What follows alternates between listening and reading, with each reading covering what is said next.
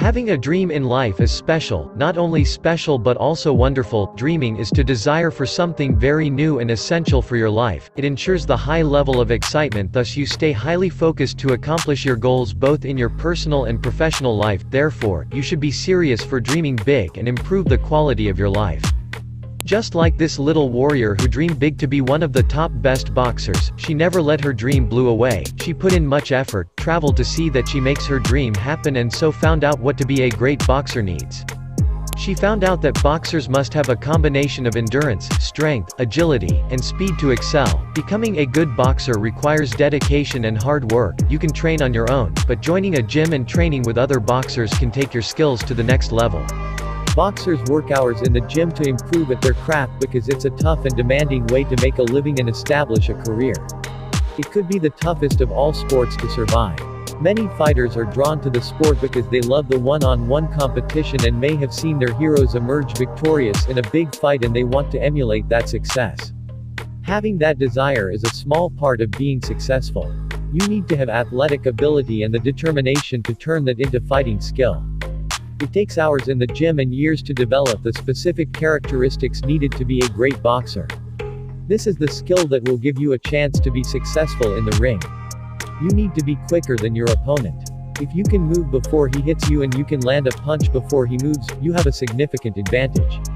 An athlete with quickness can learn the skills that it takes to be successful in the ring. A fighter who does not have enough quickness is in danger of getting hurt badly every time he enters the ring. In boxing, you are required to hit a moving target. While you are sizing up your opponent and preparing to punch him, he wants to avoid the blow.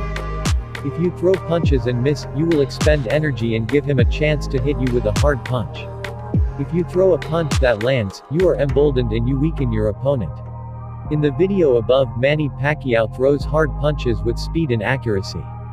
This has allowed him to become one of the best fighters of the last 10 years.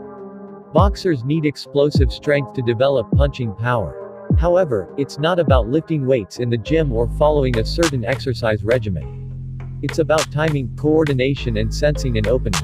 These are all developed in the gym in training sessions. Mike Tyson was one of the hardest punching heavyweights in the last 50 years. He was often looking up at his opponents, and they probably could lift more weight and were bigger. But when it came to throwing punches with reckless abandon and viciousness, nobody could compare to Tyson during the early part of his career. You must defend yourself at all times when you are in the ring. You have to stop your opponent from hitting your most vulnerable areas with power punches that are designed to hurt you. Developing a strong defense means avoiding or blocking these punches. You can do this with movement, positioning your arms and your body, and by using your powers of observation. When you are fighting your opponent, you are noticing everything he does. You notice that after he fires his jab, he likes to double up on it or throw a quick hook off of it. Once you understand your opponent's tendencies, you can take defensive maneuvers to avoid getting hit with those blows and then launch your own attack.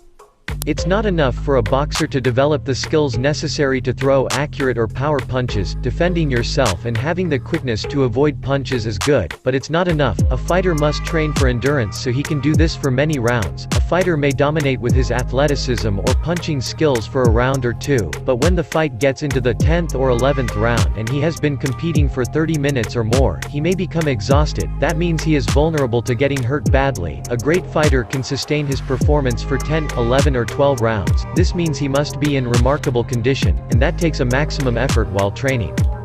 A fighter who trains hard is on the road to having the discipline needed to be successful in the ring. However, training hard is not enough. You have to conduct yourself outside the ring in a manner that will help you be successful when you are in the ring. That means watching what you eat, drink, and being careful to get enough sleep. That means staying out of trouble when you are not in the ring or training. Marvin Hagler was one of the greatest fighters of the 1970s and 80s, and despite his muscular build and powerful punching, he was not a world-class athlete like some of the opponents he faced. He made up for that by training hard and having the discipline to get the most out of his ability. Call it guts or call it courage.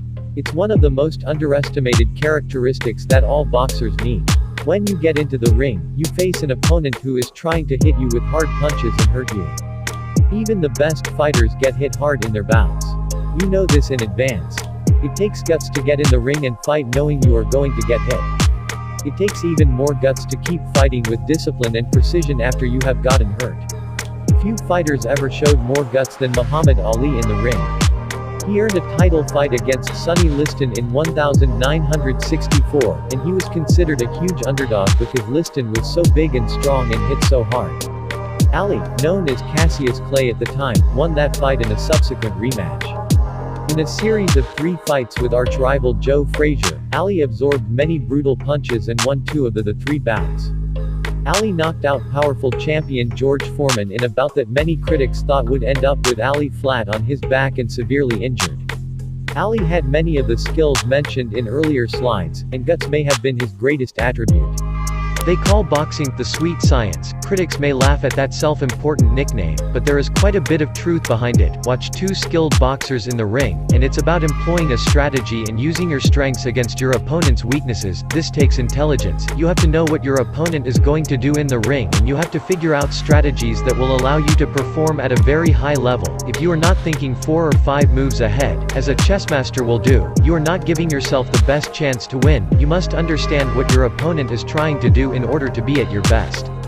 Boxing has become a popular sport for many, it's not surprisingly because it provides the best workout and challenges many of our senses and capacities. Try it, you won't be disappointed. One of the world's oldest, and most celebrated sports, boxing, has proven to be popular among many people, for a variety of reasons.